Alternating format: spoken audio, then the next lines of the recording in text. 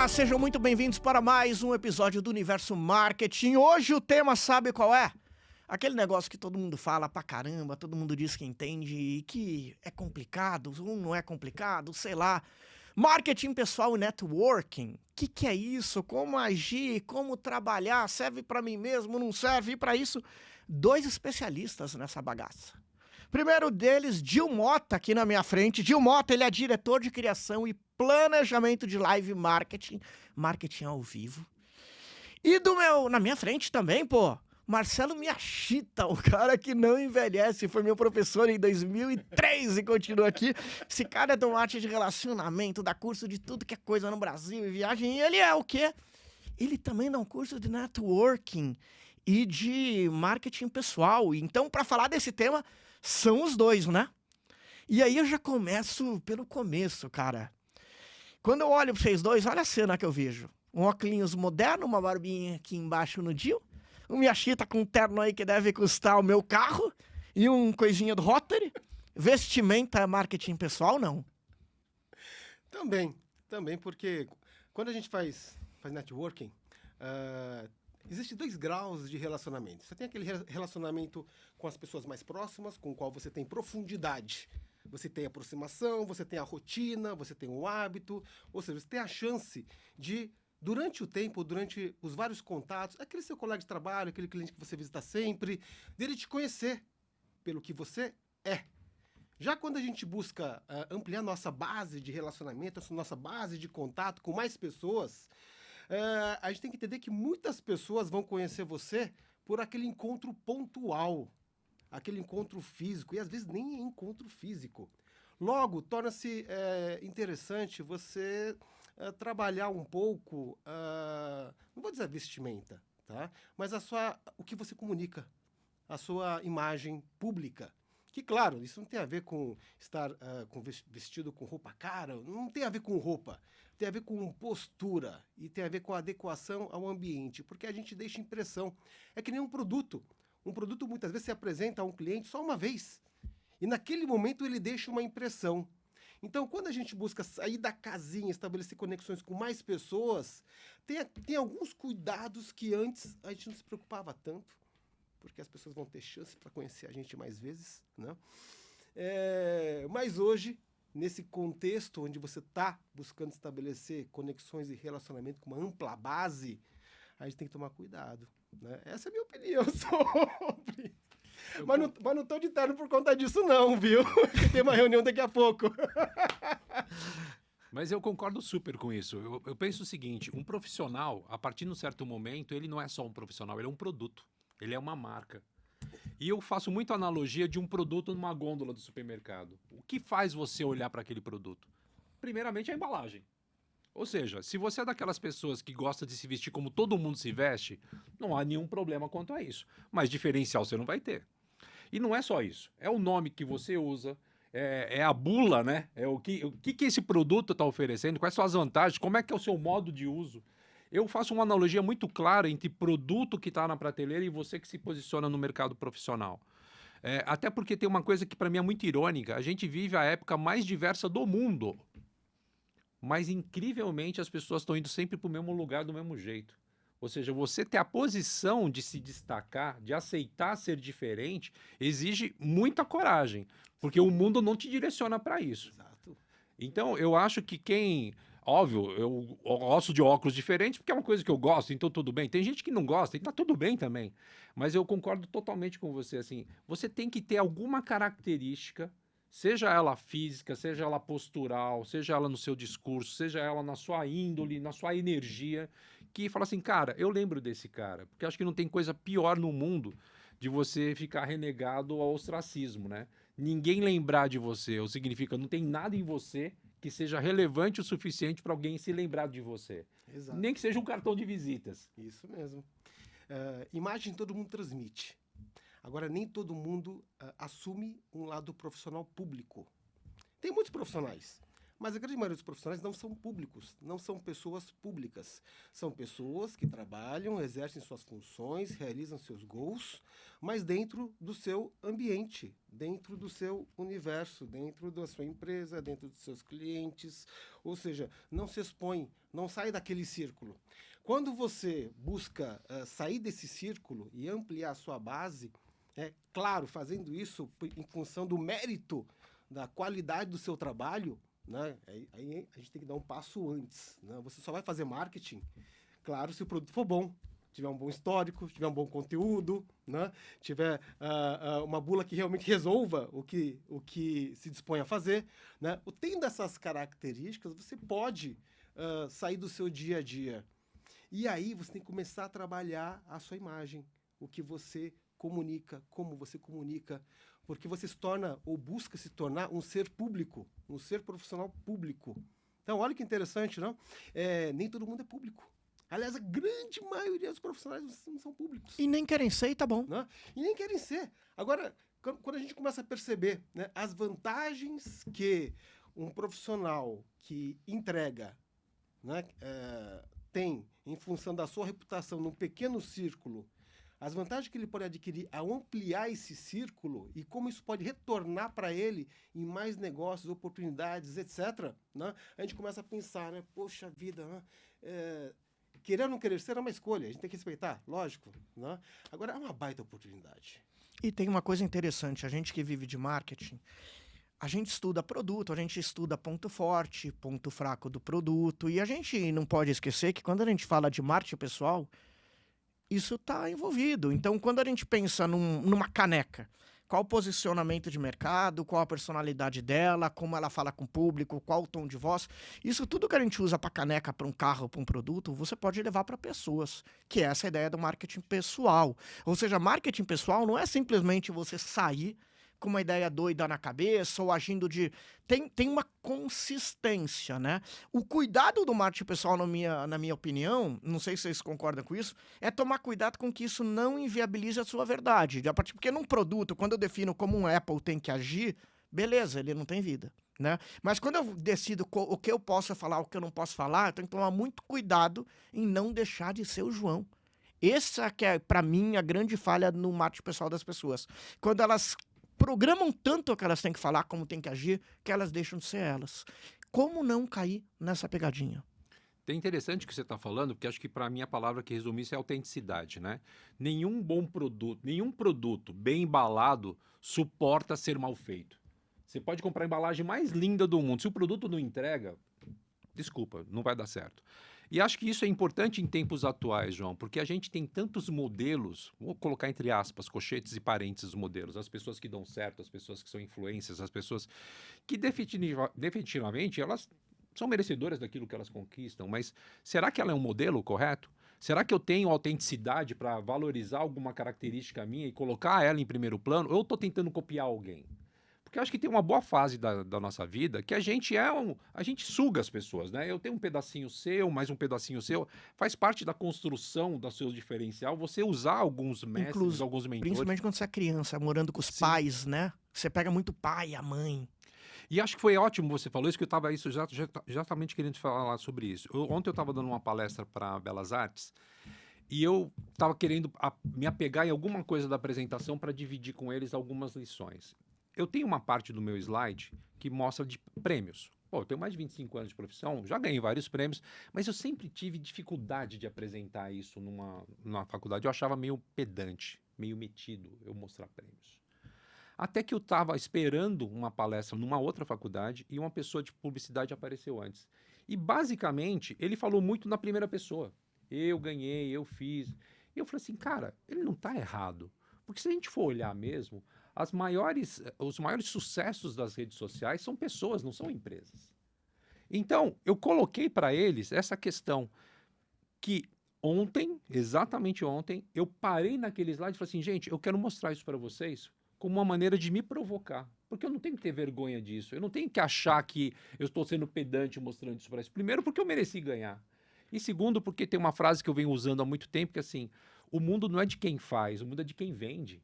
de quem se vende. Então, se você não se vende como alguém diferenciado, se você não se vende como alguém vencedor, você não está nem conquistando mais público, mais consumidor.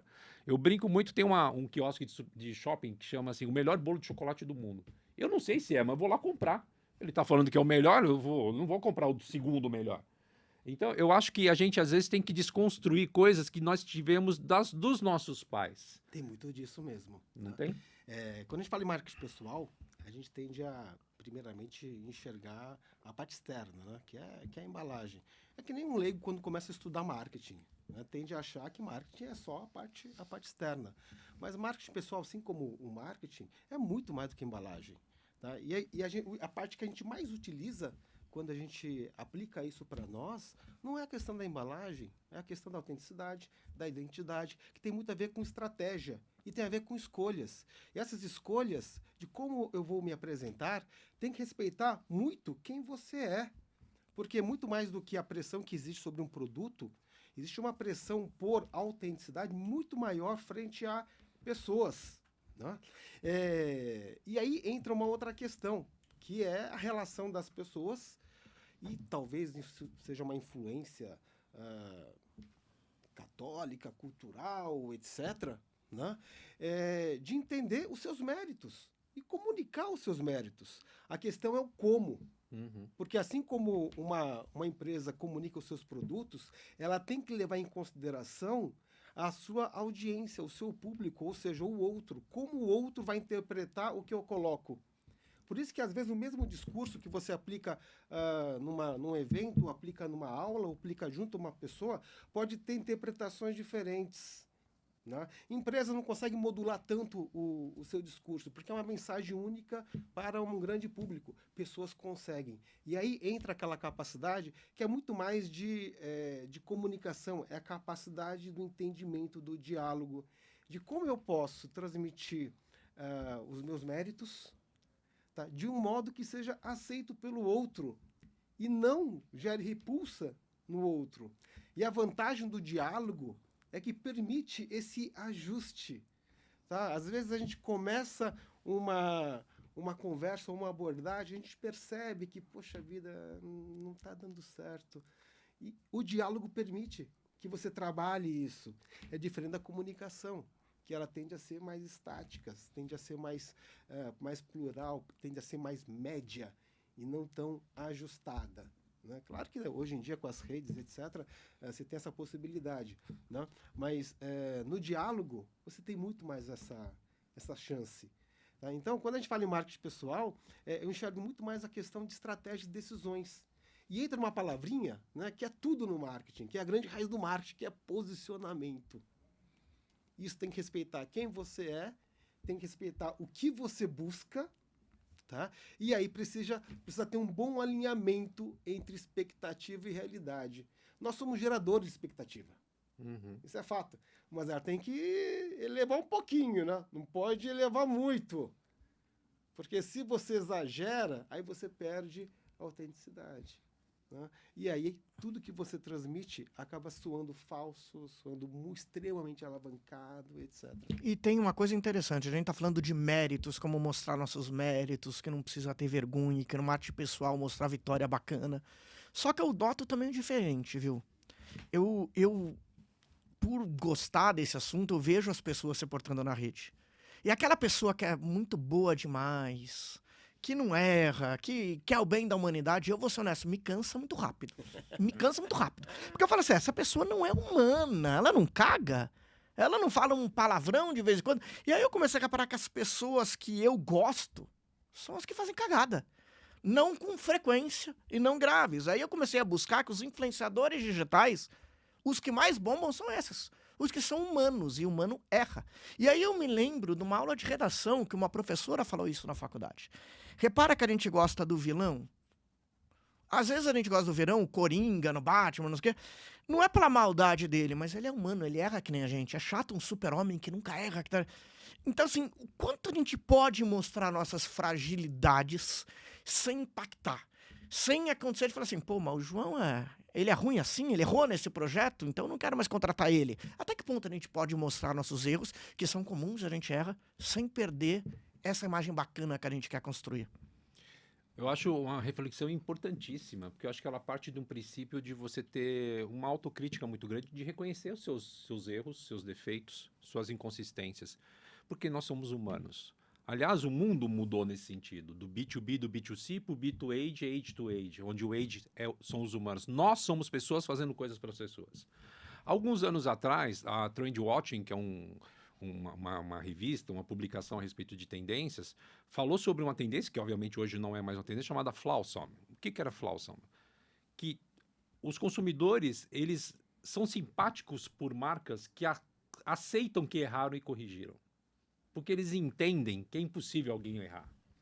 E eu queria colocar uma pimentinha nesse seu discurso, porque eu acabei de ouvir aqui alguns conteúdos do NRF, que foi agora a semana passada em Nova York, que é a maior feira de trade do mundo, e eu estava ouvindo umas meninas da geração Z falando como é que são os hábitos de consumo da geração Z, porque todo mundo está olhando para o futuro. E eu fiquei chocado porque ela falou assim, a gente não perdoa o erro. Eu falei, como assim? Não, se a marca errar, eu nunca mais consumo. Eu falei, mas vem cá, você tem 20 anos, o que a gente mais espera de você é que você erre pra cacete, porque errar é uma maneira de construir isso. E eu acho que isso é interessante, né? Ken Robinson, que tem talvez o TED mais visto da história, ele costuma falar assim, a gente estigmatiza o erro. A partir do momento que você acha que você não pode errar, é onde você está errando. Então, acho que o primeiro erro que a gente tem que evitar é achar que a gente é perfeito, que a gente tem que ser perfeito. A gente tem que reconhecer onde a gente está errado e trabalhar isso. Porque isso pode ser o twist de você se recuperar ou transformar o velho limão em limonada. Porque uma pergunta que eu sempre faço, se você lembra do seu melhor professor, ele era o mais legal ou o mais exigente? Boa, João. Juro que não é de sacanagem, mas os meus 2 melhores, o Miyashita é um deles. Por isso que ele tá aqui. Mas posso dizer, os meus melhores professores, eu acho que eles eram exigentes, mas eles sabiam ser exigentes. Porque tem um exigente na escrotidão, e tem um exigente que você vê que é pra te ajudar, é pra te catapultar. Porque a exigência e ser escroto também é uma marca. Eu vejo professores ou pessoas que gostam de ser exigentes e escrotos pra mostrar, eu sou poderoso. Eu dou um exemplo que eu adoro, cara. Adoro. Eu comecei a minha carreira tendo um cara como referência, falei assim, ó, tem que ser assim. Que era o Roberto Justus, que ele tava no Aprendiz. E a sala de reunião era uma escrotidão, ele todo mundo, porque você é imprestável, porque não sei o quê. Claro que eu não botava isso em prática, até porque eu não tinha nem cargo pra isso, e graças a Deus. Hoje eu vejo que esse perfil é o perfil que... Puta, eu não uso as palavras ruins, porque senão vai ter que cortar. Mas nunca faria igual. Hoje eu pego que os grandes líderes que eu sigo e que eu aprendo, falam baixo, falam com tranquilidade, não ofendem. Então eu acho que também tem um... Claro, o Roberto Justus ali era um personagem no coisa. Mas eu acho que o mundo se transformou também, né? Pra gente virar mais sereno, a gente ser mais empático. Eu acho que essa transformação também fez com que a gente lidasse com as pessoas diferentes. Ontem eu apliquei uma palestra e eu comentei sobre isso. Foi um dos comentários pós-evento, né? Com um grupo de pessoas que estavam participando dessa palestra numa empresa. Existe a questão pessoal. Quando a gente pensa em pessoal, a gente faz logo contraponto com o profissional. Então, eu tenho o meu ser pessoal e o meu ser profissional. Mas, na verdade, não existe essa divisão entre pessoal e profissional, né? Principalmente quando se aplica à pessoa. Nós temos esses dois lados convivem. Ou seja, na verdade, o contraponto não é pessoal e profissional, e sim o que é público e o que é privado. Ou seja, quando você se dispõe a ser um ser público, esse ser público vai transmitir muitas coisas do seu trabalho, do seu lado profissional, com certeza, mas também a humanização e a identidade é importante, porque isso conquista. Você precisa abrir e comunicar, né, muitas coisas também do seu lado particular, não só do profissional, mas do seu lado particular, do seu lado privado, né? E aí cabe algumas escolhas, algumas decisões. Né? Que lado da minha vida, tirando trabalho, eu vou comunicar e como vou comunicar, tá? E estando aberto ao diálogo, você está aberto ao erro, ao vacilo, né? A gafe, certo? Não porque você acha que é interessante eu apontar essa questão, é porque acontece entre gente, simplesmente como você se dispõe. Aí a gente começa a se afastar da questão do marketing, que está muito centrado na construção de uma imagem única. É aquilo que a gente aprende na faculdade, né? Unique Selling Proposition, a USP, certo? Para entender que no diálogo e no relacionamento, a gente sim tem que buscar comunicar, né? Tem que buscar dialogar. Tá? Agora, não é só uma imagem e não é só trabalho. E aí você vai criando características. E essas características acabam fazendo com que as pessoas gostem de você. É que nem um processo de venda. Todo vendedor sabe que antes de querer vender algo, tá, ele tem que fazer o cliente comprar ele como pessoa. Porque se o cliente gostar do vendedor, e não é gostar, né? É simplesmente ter uma empatia com o vendedor, né? Você tem meio caminho andado para o processo de venda continuar. Agora, se isso não acontecer, acabou. Né? Então, as pessoas gostam desse lado pessoal, com as suas características. Né? E também pode ser na minha visão, né? Pode ser algo que você possa escolher, aí de novo, volta em estratégia, né? Escolher comunicar, escolher informar. Né? E praticando isso, né, estando aberto, você acaba abrindo espaço, né, para acertos, para erros. E aí entra sempre a questão do como. Como você trabalha, como você interpreta, como você conduz, como você se desculpa, e assim vai embora. De certa forma, a gente está falando aqui de relacionamento e convivência humana em escala, fora da sua caixinha, fora dos mesmos. E é uma curva de aprendizado, porque no fundo, a gente não está preparado, treinado. Porque a gente vive, a grande maioria, né, com os mesmos, né, com os mesmos, com as mesmas pessoas, com as mesmas características, etc. Quando você sai desse mundo, você tem que se preparar para, né, ou tem que exercitar muito, né, porque erros vão acontecer. E aí entra um ponto, Gil, que é super interessante, que cada setor da sociedade, seja os publicitários, os médicos, os engenheiros, a gente já tem aquele modelo da pessoa de sucesso. Então, o publicitário de sucesso, na verdade, ele é assim, assado. E aí a pessoa tá ouvindo aqui, tá assistindo, falando assim, pô, mas no meu segmento a pessoa de sucesso é assim, e eu não sou desse jeito. Como faz? Eu preciso me transformar naquilo e perder um pouco da minha verdade, ou você batalha do teu jeito? Como é que funciona isso? Olha, tem uma coisa muito legal que você falou, que eu concordo totalmente, que assim, primeiro que por trás de um profissional tem uma pessoa. E se a pessoa não é bem resolvida, o profissional não vai ser. Né? Então, ainda mais quando buscar se relacionar com pessoas novas, né? Exato. Acho que a gente vive hoje um mundo, sim, intolerante ao fake. Se você tentar ser aquilo que você não é, as pessoas vão perceber que não funciona. É que nem você tentar ser engraçado se você não é. Não adianta. O que eu acho que é interessante quando você fala isso, que é realmente, se eu estou andando na rua, eu sei quem é publicitário ou não, porque todo mundo se veste igual. Mas se você for falar da área de direito, da área de economia, da área de administração, de engenharia, você também vai perceber que essas pessoas seguem alguns códigos, às vezes até visuais mesmo, né? Então, o que acontece? Tem uma coisa muito interessante, todo mundo deve ter uma história assim, cara, eu trabalho pra caramba, eu sou bom pra caramba, mas a minha chefe é muito pior do que eu e ela tá numa posição melhor do que a minha. Por quê? Eu te garanto que um dos motivos é porque ela sabe que ela não é tão boa e ela trabalhou em cima disso. Ela se cercou das melhores pessoas, ou aquela velha história que eu acabei de falar, o mundo não é de quem faz, o mundo é de quem vende. Ela sacou que ela não era tão boa e ela se cercou, inclusive, de você, que é bom pra caramba, pra trabalhar por ela. Então, acho que tudo é estratégia. Agora, eu acho que, falando de estratégia, muitas vezes a gente é colocado em posições que não são necessariamente aquelas que você vai se sentir mais confortáveis no sentido pessoal, mas a gente entender também que a gente tem que ter alguns alter egos, a gente tem que ter, às vezes, alguns avatares. E talvez esse seja o grande problema. Eu brinco que nossos pais, eles batalhavam pelo relógio de ouro, né? Trabalhar 25, 30 anos numa empresa, ganhar um relógio de ouro e falar assim, cara, eu comecei e terminei numa empresa. Era o maior orgulho deles. Hoje a gente não vive isso, a gente vive uma demanda de um fluxo alto de sair de empresas. Mas tinha uma coisa que os nossos pais faziam que eu acho que era muito interessante. Eles trabalhavam lá, eles sabiam que eles tinham que trabalhar para sustentar a nossa família, e é isso. Talvez eles gostassem daquilo, Mas quando chegou a nossa geração, a gente quis ficar feliz no trabalho, a gente quis amar o trabalho, a gente quis transformar o trabalho na nossa vida. E acho que a hora que, me desculpa a palavra, acho que deu merda. Porque a gente não entendeu que o conceito de felicidade, o conceito de satisfação, ele é muito mais amplo do que simplesmente trabalho. Sim. Ele envolve a família, ele envolve suas relações pessoais. O trabalho é um dos blocos disso. E quando você tem essa dificuldade de saber que você é uma pessoa que pode ser diferente no trabalho e na vida pessoal, se você mistura as duas coisas, fica muito difícil você administrá-las.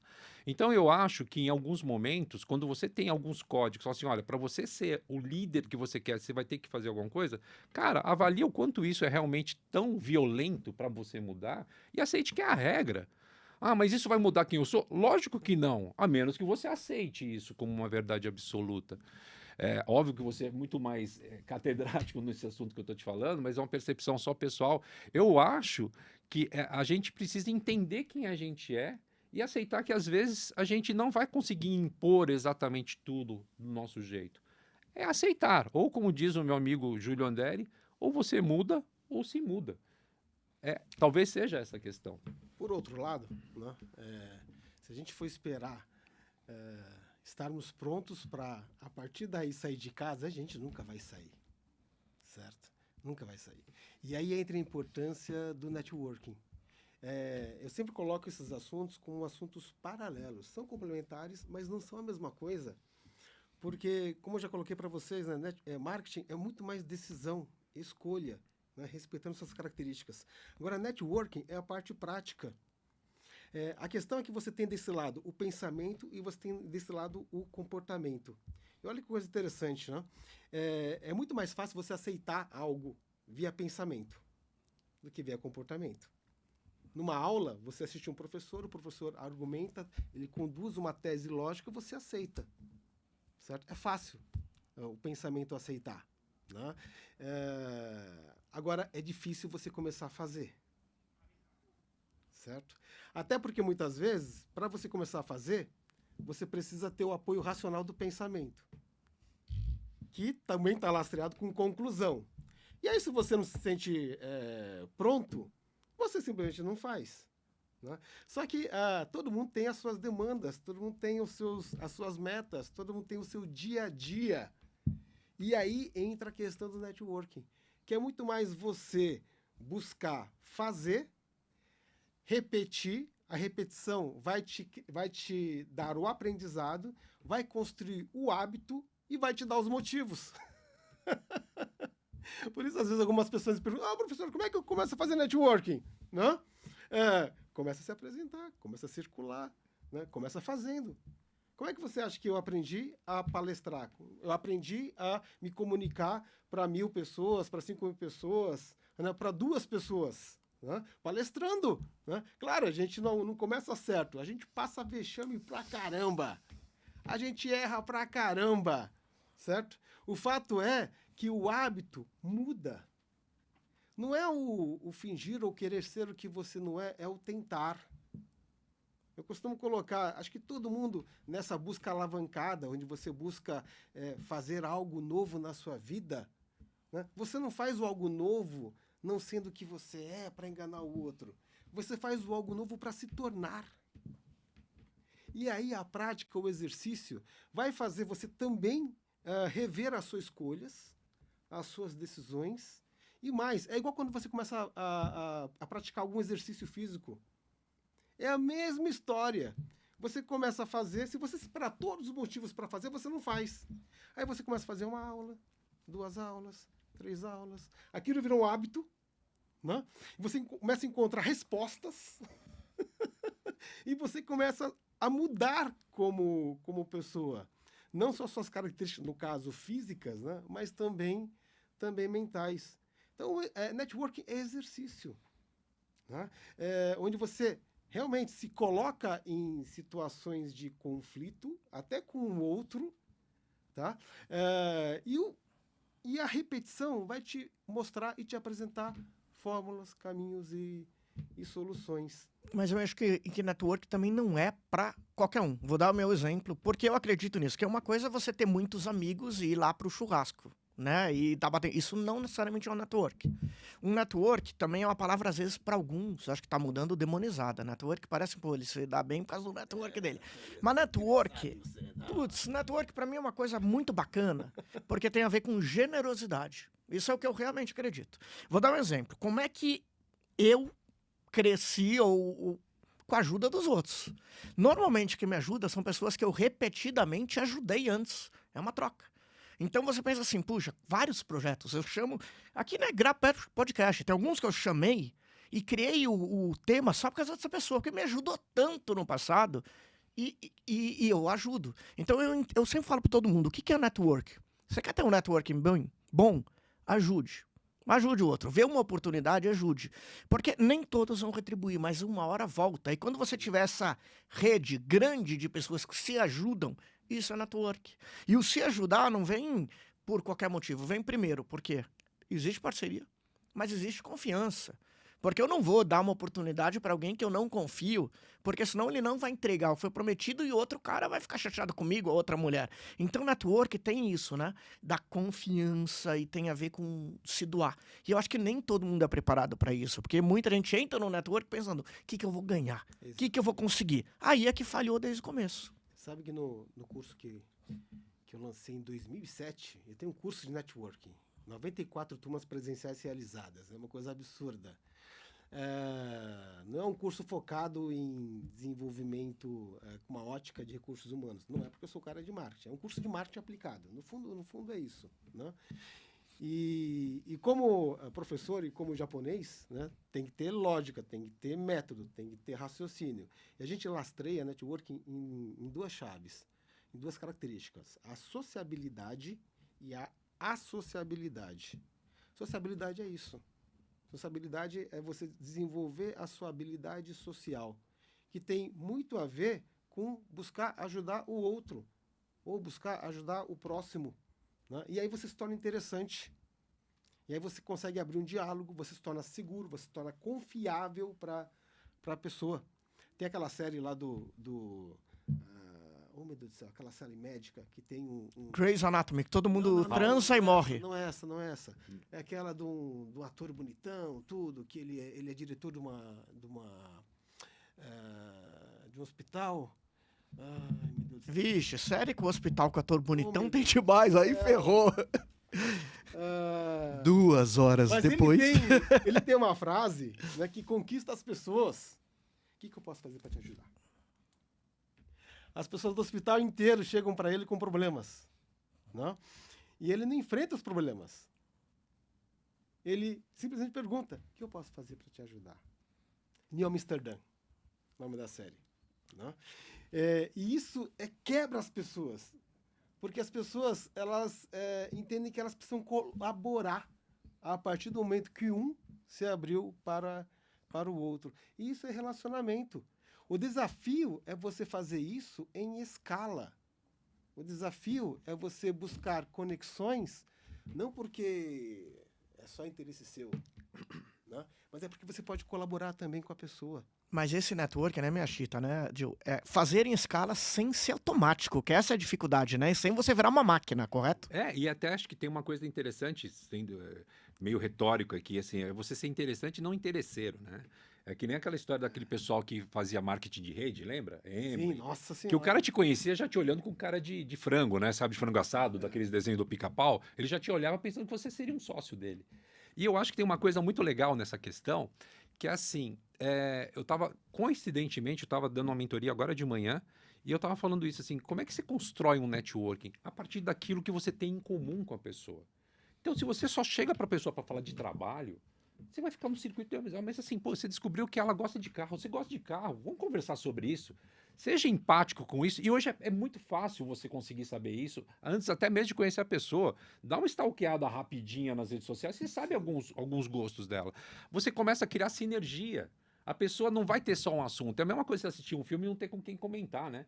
Então, eu acho que tem uma esperteza também de você também trabalhar com áreas afins de assuntos para você estabelecer uma relação com a pessoa que seja maior do que o trabalho. Porque eu percebo que, assim, a gente fala tanto trabalho, você está super correto nesse sentido de que a gente às vezes foca muito nisso, que às vezes a pessoa quer falar de outras coisas. Ela quer saber onde você viajou, que prato você comeu, qual o melhor cachorro-quente que você já comeu na sua vida. Porque a gente é gente. A gente não vive 24 horas por dia simplesmente apertando o botão ou no mouse. A gente também é interessante por aquilo que a gente é, não por aquilo que a gente tenta construir como produto, né? Então, eu acho que isso é a síntese do network. E tem uma frase que eu costumo brincar que é assim: quando você conhece uma pessoa, você dá para essa pessoa algo que você nunca deu para ninguém. E ela te dá algo que nunca ninguém te deu.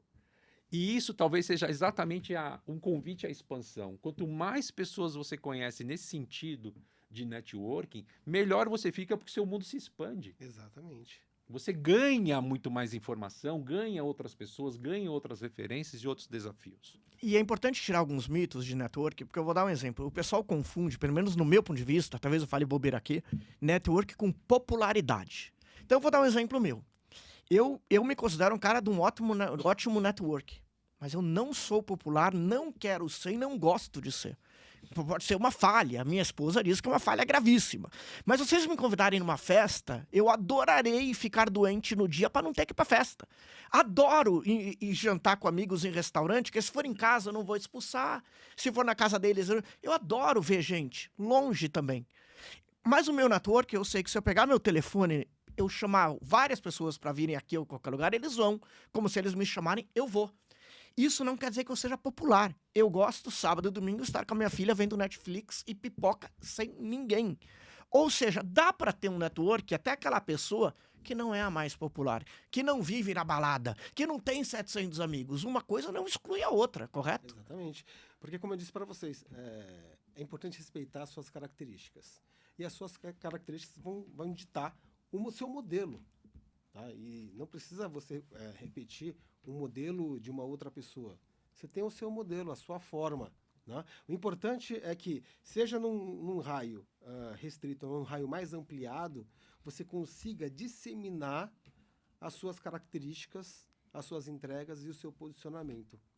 O que acontece? Às vezes a pessoa ela é uma pessoa sociável, ela tem muitas amizades, mas a pessoa ela não se preocupa em se posicionar. Se posicionar no nível pessoal é simplesmente você comunicar para a pessoa o que você faz e para que você serve, para que você é útil. Tá? E aí vem a mágica de você conseguir comunicar isso dentro de um diálogo, numa festa, num churrasco, num bate-papo, num podcast, né? Sem parecer tudo aquilo que você colocou no início, né? Não, está se mostrando, está colocando demais, tal, tudo. Isso, a prática, vai te mostrar o caminho. E o bacana é que depois que você começa a praticar, né, você começa a perceber que também há escolhas. Você pode escolher, né, se tornar uma outra pessoa mais popular ou não. E tá tudo bem. Né? E se torna escolha porque você aprendeu como. Vai muito do ambiente. Eu tenho um cliente lá do Sul, não vou citar o nome, né? Mas ele comentou uma vez comigo: olha, eu nasci filho do dono de uma empresa que é reconhecida, fui treinado para ser dono dessa empresa, hoje eu sou presidente dessa empresa e o meu ecossistema de relações são as relações em função dessa empresa. São clientes, fornecedores, empregados, as regiões, a família. Esse é meu ecossistema. E eu defini e aceitei que é com eles que eu vou concentrar a atenção. Saiu da casinha, né? Eu não tenho ambição de me tornar conhecido em outros meios, outros ambientes, etc. Né? Eu tenho ambição de me tornar conhecido nesses ambientes, porque é onde eu posso influir, onde eu posso ajudar, onde eu posso desenrolar, porque hoje ele está num nível de gestão onde ele tem toda uma estrutura que resolve tudo. Agora, às vezes, empaca, e aí que ele entra, pela força do relacionamento com fornecedores, clientes, etc. É um facilitador, né? Usando o mérito do trabalho que ele construiu. Então, tem vários modelos. E esse modelo tem que respeitar as suas características. Mas o bacana disso é que você, João, respeitando suas características, você percebeu que você pode. É uma decisão sua fazer ou não fazer. Mas você pode, porque você exercitou a prática, Você entendeu um método, um raciocínio, e isso te dá algo muito bacana, que não é poder, né? É segurança. E mais, né? É poder escolher. Quando a gente busca ampliar nossa base de relacionamento, isso ocupa uma variável importantíssima na nossa vida, que é tempo. Que é tempo. E outras questões também, família, etc. Saúde, etc. Né? E quando você vira o senhor do seu tempo e das suas decisões, né, as suas escolhas começam a parecer muito mais lógicas. E você otimiza.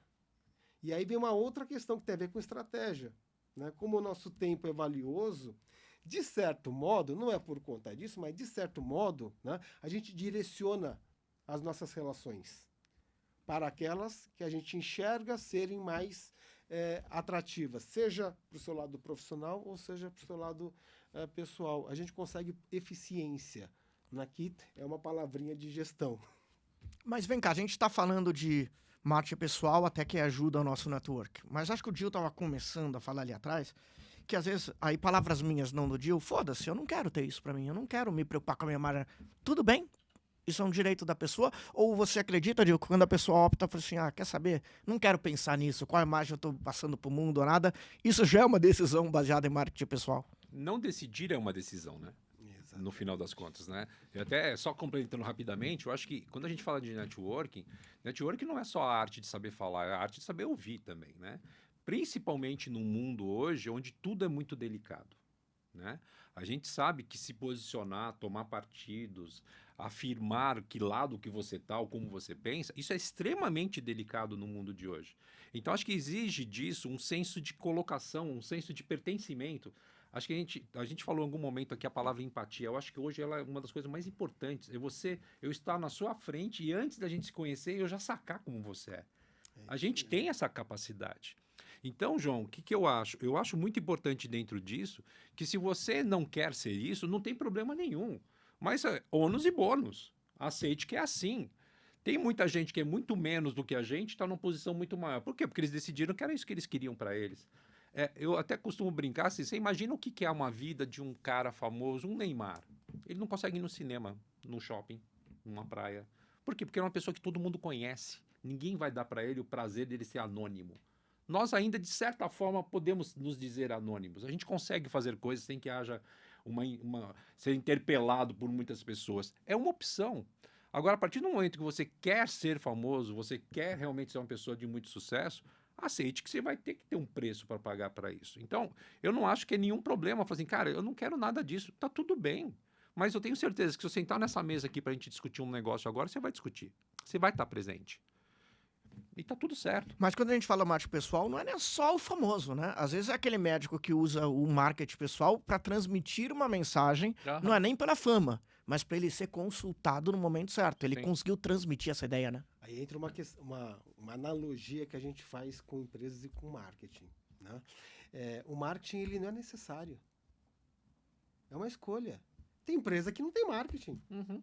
Tem empresa que vive no seu crescimento orgânico. Né? O comerciante ou o empreendedor ele abre o negócio, né? E espera o cliente entrar por uma captação normal, não alavancada.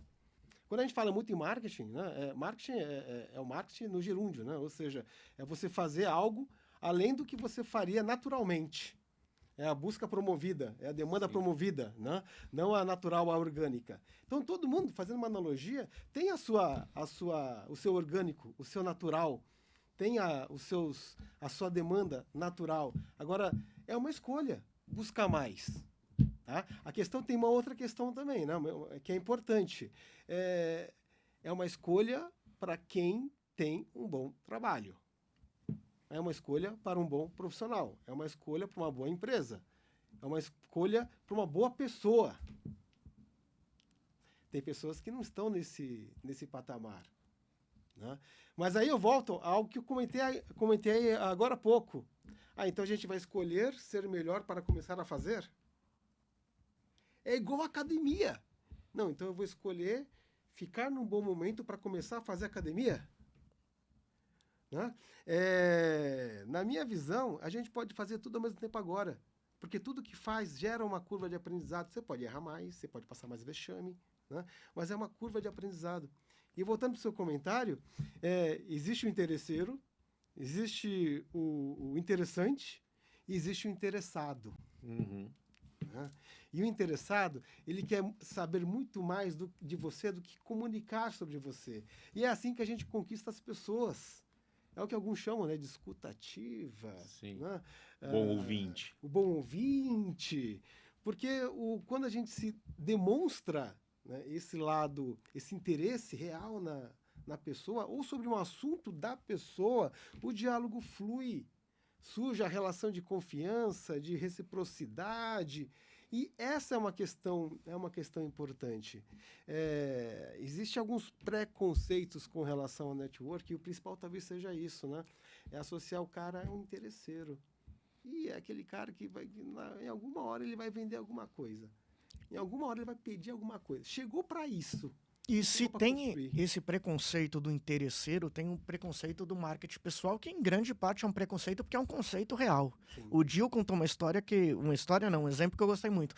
Às vezes você é um funcionário muito bom e você sabe que o teu chefe não é tão bom, mas ele é visado, todo mundo acha legal.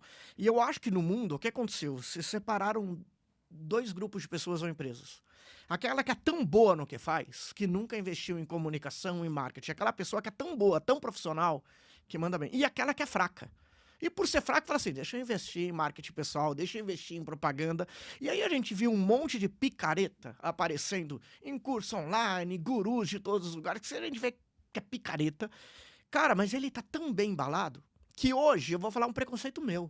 Quando eu vejo alguma pessoa que é boa, e que se embala, tipo aquele picareta, eu falo, não faz isso com você não, bicho, você vai virar picareta. E eu falo assim, mas essa pessoa é boa, como é que ela... Porque, infelizmente, parece que mexer com uma arte pessoal, com essa estratégia, foi uma coisa feita por tanto tempo só por picareta, que hoje quem é bom e faz, às vezes pode entrar nessa seara. Como fazer isso? Como não entrar nessa seara? Porque me ensina. Esse é o medo, eu não tenho coragem. Eu agora que tô fazendo curso online, fazer esse podcast foi muito difícil. Que eu via muito picareta fazendo, eu falei, puta, quando o Dil veio esse podcast, o Minha Chita, vão falar, ih, o João virou picareta também, olha, tá fazendo a mesma coisa. Eu juro que eu sempre tive esse medo de gravar vídeo na internet, pô, o João virou picareta também. Como é que a gente faz? Mas acho que bom, é sensacional estar aqui com você. Mas porque não eu tô foge aprendendo dessa pra resposta, caramba. eu que quero entender, como é que não Porque eu faz? acho assim, acho que tem uma coisa muito legal. Primeiro, que eu acho assim, a gente vive muito um mundo fora da caixa. Tão fora da caixa que tá dentro da caixa agora é ser fora da caixa. Então, às vezes, você tem que voltar ao back to the bases. Às vezes a gente força tanto, você conhece claramente uma pessoa que faz coaching. Porque ela é marcadinha. Ela tá recitando uma lição. Então, Lembrando que foguete não dá ré. Então, o que eu acho muito importante disso tudo, João, é você aceitar que você é um ser que também pode ter diferenças e às vezes você é só um cara comum. Só isso. Então, eu acho que não há problema. E aí eu queria dizer uma coisa. Tem uma amiga minha que fala uma coisa muito interessante. Ela divide o mundo entre 2 tipos de pessoa. Quem tem alta autoestima e quem tem baixa autoestima. Possivelmente um cara que trabalha pra cacete, ele tem baixa autoestima. Porque ele não se vende. Ele tá esperando que alguém dê um tapinha nas costas e reconheça ele. Porra, que genial, que é verdade, nunca pensei nisso. Já o cara que não é tão bom, ele tem alta autoestima. Tanto que ele se defende bem pra cacete dentro do... Ele precisou ter essa autoestima, senão Sim, ele já era tá questão passando de fome. sobrevivência. Sim. Então, eu acho muito importante dentro disso, tem uma hora que me apareceu isso na mente, que é assim, a questão também de a gente ter a autoimagem. Porque, por exemplo, na maioria das vezes, a gente está correndo atrás de coisas sem perceber que você já tem uma imagem muito positiva para inúmeras pessoas, sem perceber isso. Porque você faz isso de uma maneira tão natural, tão espontânea, tão orgânica, tão dentro da caixa, vamos dizer assim, que você não consegue aferir esse retorno, um feedback. Então, essa dificuldade que às vezes a gente tem de se auto-ver, de se autoavaliar, faz com que você continue correndo, mas a corrida já acabou, você já chegou. Então, eu acho que essa questão de poder potencializar o que a gente é você simplesmente olhar para o espelho, João, e falar, desculpa, eu sou foda. Ponto. E é. Ah, mas eu não sou tão foda como outro cara. Não estou comparando você. Você, dentro daquilo que você é, dentro daquilo que você apresenta, você é foda e ponto, acabou. Aceita. Aceita que dói menos, né? Vamos dizer assim. Esplêndido. Eu acho que essa preocupação demais também, acaba travando as nossas ações. Né? E essas preocupações estão muito baseadas em rótulos, estão muito baseadas em em questões dúbias. Então tem um cara lá que é o extremamente competente, mas não trabalha a sua comunicação, não almoça com os colegas, só o chefe dele e o colega direto sabe que ele é bom, né? E tem outro cara lá que é muito ruim, mas ele almoça com todo mundo, ele passeia pela firma, ele vai nos eventos da firma, tal, etc. Ele engana bem. E só existem esses dois mundos.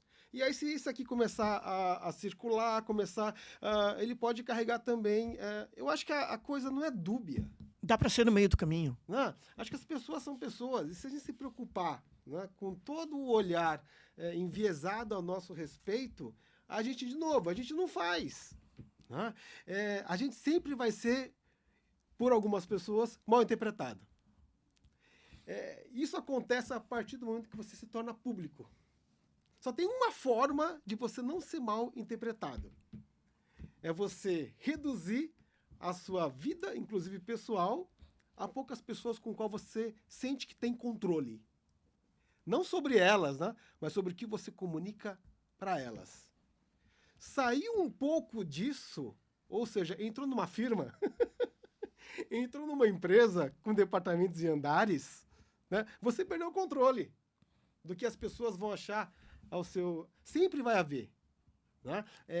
E a gente tem que estar disposto a não enfrentar, mas conviver, porque isso é vida pública, isso é vida social. Olha que coisa interessante. Muitas pessoas não têm vida social no seu ambiente profissional. Não tem. Né? Por N razões. Algumas podem ser por decisão, tá? Outras podem ser em função de suas características pessoais, que acabam limitando uma vida social. Agora, a partir do momento que você resolve a ter uma vida social, se relacionar além, né, das pessoas que convivem com você no seu dia a dia, no trabalho, né, aí você tem que estar, não vou dizer aberto, mas tem que entender que você virou um ser público. Pessoal, Né? puta de um aprendizado hoje. Vocês nem repararam o tanto que o tempo passou. O pessoal já veio até bater na porta. Vocês estão falando aqui? Bateram aí já. Bateram. A gente fala, vocês falam muito, mas é que vocês falam tão bonito que a gente não repara. Dil, minha Chita, queria agradecer demais. Vocês são geniais. Uma dica final para terminar aqui. Como trabalhar, uma dica de rapidinha para a pessoa que está ouvindo sobre network e sobre marketing pessoal. Bom, eu diria rapidamente uma coisa, a gente falou muito de marketing de produto, é ter uma consciência que comunicação não é a mensagem que você passa, mas a que eles recebem. E isso está no seu controle, uma parte dela. Eu não posso impedir que uma pessoa preconceituosa deixe de ter preconceito. Isso é uma questão dela. E a partir do momento que a gente sabe dividir o que é nosso, o que é da pessoa, acho que você administra melhor as coisas. Mas é muito importante a gente ter essa consciência. A comunicação é o que chega, não é o que sai. Eu comentei com vocês, né, que no método que eu desenvolvi, está lastreado em duas palavras, sociabilidade e associabilidade. Aqui no nosso bate-papo a gente falou muito sobre sociabilidade. A sociabilidade é a sua capacidade de ser coletivo, se integrar e trabalhar em grupo. Grupo, associação, entidade, grupo de amigos, para que você consiga estabelecer uma vida social, não no 1 a 1. A sociabilidade está muito no 1 a 1. É como você vai conduzir o diálogo e as conexões com cada pessoa. É um trabalho de formiguinha no dia a dia. É muito bacana, a gente aproveita as oportunidades, é uma visita, é um podcast, é uma amizade, né? É no 1 a 1, no dia a dia. Agora, a sociabilidade é que vai te dar escala. Uhum. E aí entra duas características, o ser individual e o ser coletivo. Ser individual, todo mundo porque todo mundo nasce individual. Toda criança é individual, é o meu. Só que o ser humano vai crescendo, vai evoluindo, vai se desenvolvendo. Uma hora, alguns percebem, não é a maioria, né, que ser coletivo é benéfico para todos e para si mesmo. E aí entra essa outra característica de ser associativo. E muitas pessoas não são. E quando você se torna associativo, você estabelece muito mais conexões, porque você entra numa rede de pessoas. Pode ser uma entidade setorial, pode ser uma entidade de classe, pode ser uma entidade assistencial. Quando você pode estar ligado à igreja, pode estar ligado à academia, né? Você tem grupos ali, e quanto mais você entra em grupos, mais rapidamente você faz essas conexões e amplia a sua base. Então, o networking são esses dois exercícios, né? A sociabilidade e também a associabilidade. É isso aí. Obrigado, João. Que aula, hein? Que aula. Não, que aula com os dois. Tanto o Gil, Sensacional. Gil, Miyashita, são dois caras que manjam demais desse assunto porque manjam a base, que é o marketing, relacionamento humano. Pô, uma delícia ouvir vocês, estar com vocês. E pra vocês, a gente volta com mais um outro episódio mais pra frente. Valeu!